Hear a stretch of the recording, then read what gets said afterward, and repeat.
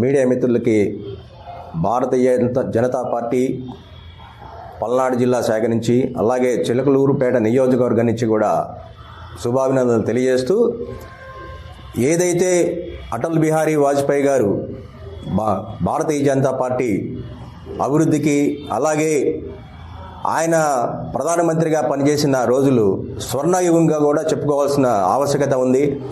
ఆయన తీసుకొచ్చిన ప్రధానమంత్రి ఆవాస యోజన కార్యక్రమంలో చిలకలూరుపేటకి 5,550 ఇళ్ళు ఇచ్చిన ఘనత కూడా అటల్ బిహారీ వాజ్పేయి గారికి దక్కుద్ది.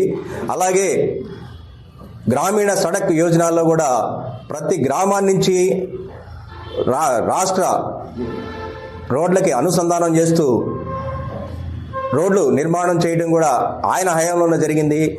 ఇవి ఇట్లా చెప్పుకుంటూ పోతే అటల్ బిహారీ వాజ్పేయి గారి నేతృత్వంలో ఆ టైంలో జరిగిన ఎన్డీఏ కూటమి ద్వారా జరిగిన అభివృద్ధి అంతా కూడా ఒక స్వర్ణయుగంలాగా జరిగింది.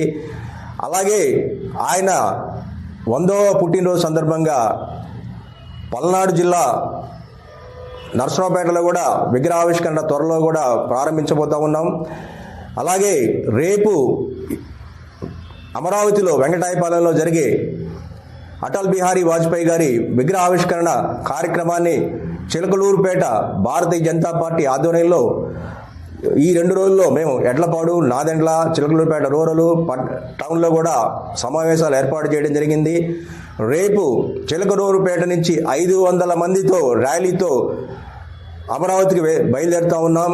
రేపు ఉదయం 8 గంటలకు చిలకలూరుపేట అటల్ బిహారీ వాజ్పేయి గారి విగ్రహం దగ్గర అందరూ సమావేశమై అందరూ కూడా ఈ కార్యక్రమాన్ని జయప్రదం చేయవలసిందిగా భారతీయ జనతా పార్టీ తరఫున విన్నవిస్తున్నాను.